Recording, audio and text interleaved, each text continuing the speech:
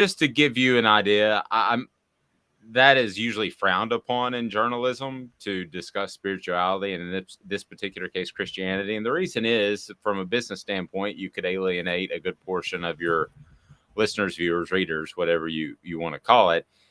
But to me, it became a story, and a consistent story, when Princeton Fant came out and thanked God before he spoke to the media last week. I bet Jacob Warren 2 out of 3 times has worn a Christian T-shirt. So no matter what they believe in, which is Christianity, and good morning to you, Orange Blood. No matter what you believe in, and they are Christianity, I do believe in the fact that belief has gotten them in a large extent to this point. Belief in something, Amanda, and with them it happens to be Christianity. Maybe if we were having this discussion about a soccer team somewhere else in the world, it might be another religion. But I'm not here to tell you what to believe in. But thanks for noting that, Don. And I it's something that I'm going to write today, that I believe this belief system, I'm saying believe a lot, is a factor in their success. Amanda, I truly believe that. There's a lot of beliefs in what you just said. But I agree. Again, I'm a Christian, so I'll just put that out there. And I think a lot of what they're doing is kind of, when you meditate on the right things, you manifest what you can do. Playing as a team, having the same goals, having the same values is a big deal. Because when you're playing for something more than just yourself, it makes it that much better and that much easier to accomplish. Don said, is it good coffee, Amanda? Well, absolutely, because it's honeybee coffee. It's top 5% of the beans in the world. Kentucky Week means more to Mr. Vol basketball. Go Slay. He will join us on Wednesday. Looking forward to that. And John saying you wouldn't alienate too many ball fans with the Christianity. I hope not. And to me, it's a newsworthy story, regardless of what I believe, of what really they believe. I think it's gotten to the point where it's been very pervasive. But I can tell you that in most situations, in most newsrooms, writing upon such things are frowned upon. But we do things a little bit different at Off the Hook Sports. So Down and Dirty at 30 is brought to you by Honeybee Coffee. And some of these numbers are just absolutely unbelievable. Let's take a look at Jalin Hyatt to begin with. He's doing more than some teams all by himself. Jalin Hyatt has produced 8 40-yard receiving plays this season, which leads the nation. The next closest is 5. The 8 by Hyatt is better than 11 SEC teams, their entire team total for the year. So he has more 40-plus receiving yards than 11 SEC teams.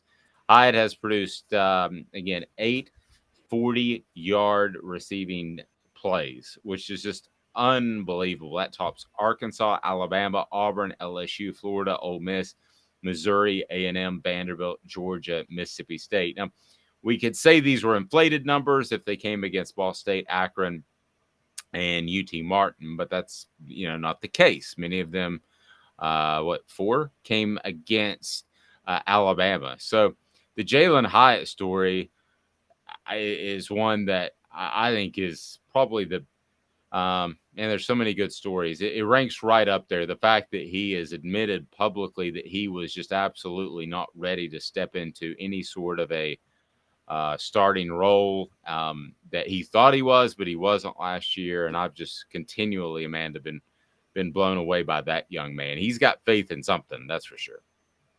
Yeah, I think he scored 5 touchdowns in Tennessee versus Alabama, if I'm not mistaken. He broke 5, 4 were 40 yards or more.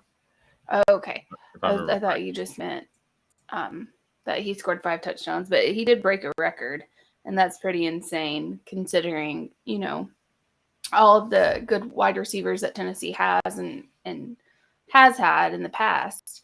But he's sneaky good. He's like a Julian Edelman. I mean, he's just like, or a Wes Welker. He's just sneaky good. Like, he will burn you every time, and you don't realize it. He's like the little fast guy. Like, you don't, like Jalen Waddle was at Alabama. they'll get by you, and then there's no point after that. Once they get by you, they get by you, and then you're done. I definitely like your first two comparisons because he plays the slot primarily, and I'm sure there was temptation with his size to slide him outside, but you're in good shape there with Brew McCoy, and then Cedric Tillman's going to come back. And shout out to Ramel Keaton, who, for the most part, tends to be there when Tennessee is needed. There was the one reception that he should have caught against Alabama that he failed to continue to run through the route. But so you can see why Tillman and McCoy are the main go-to guys at wideout.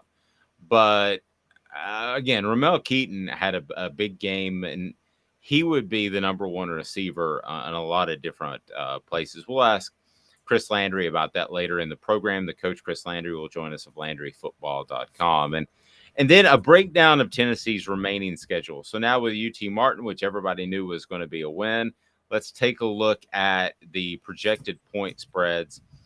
Tennessee, a 12-point favorite according to BetSmart US and their model. Now, point spreads continue to come out throughout the day, and they're going to adjust slightly. But I like going by this because it comes out before the actual numbers come out, and they were right on the money with 42 points in the UT Martin game. Georgia, it looks like Tennessee will be a 10-point underdog on the road. Missouri, based off this model, should be approximately a 20-point favorite. Tennessee should be a 20-point favorite. South Carolina, it looks like South Carolina will be a 12-point underdog, even in Columbia. And then Vanderbilt, a 24-point favorite. So in those games, we're not talking 4 and 5 point potential spreads, Amanda. We're talking double-digit spreads, and that is very significant. Tennessee would have to slip up mightily to lose one of those games. Georgia and Kentucky are a different matter altogether, but still, Kentucky, we're thinking is a 12-point favorite at this point, according to the model we use. Kentucky's a 12-point underdog. So, Amanda, certainly the cards are stacked in Tennessee's favor from this point out. Yeah. I think Tennessee shocked a lot of people, especially in Vegas, with what they are able to accomplish and the amount of points that they're able to put on the board. I know the over-unders at first were not as big as they are now. So for this type will win totals? No, over-under for points per game. Yeah. For over-under totals. Man, can you imagine if I don't even know if you can make this bet, Amanda? You might. If you took Tennessee, if you took every game in the over this year, if you could bet every game in the over, like let's say it's whatever against Ball State, it's 65.5 against Florida, just to go on and on. It's 54.5. If you could take the over with Tennessee's offense, you'd probably win every single game. Oh yeah. I mean, probably not now, though. Not moving forward. I don't think you're going to win every single game because I think Vegas is going to adjust accordingly. But yes, I think that Tennessee's blown some people away with as many points as they're able to score. Anna G, good morning from Memphis. She's still in bed. Get up. Hit at it. Come on. I wish I was. And come on, Ann. She's in John's in Collierville. Beautiful, crisp morning today. It is. And John says we make UK one-dimensional, take away the run game, we win by 20. I think Tennessee's going to be in good shape. Do they stub their toe at some point? It's certainly possible, but I don't see it this week. Like, share, and subscribe. We greatly appreciate that. Become a part of the family, and we'll be with you each and every weekday at 8:30 Eastern. For you. And Pedigo Chattanooga is locally owned, a store where you'll be treated like family, the region's foremost electric bike experts.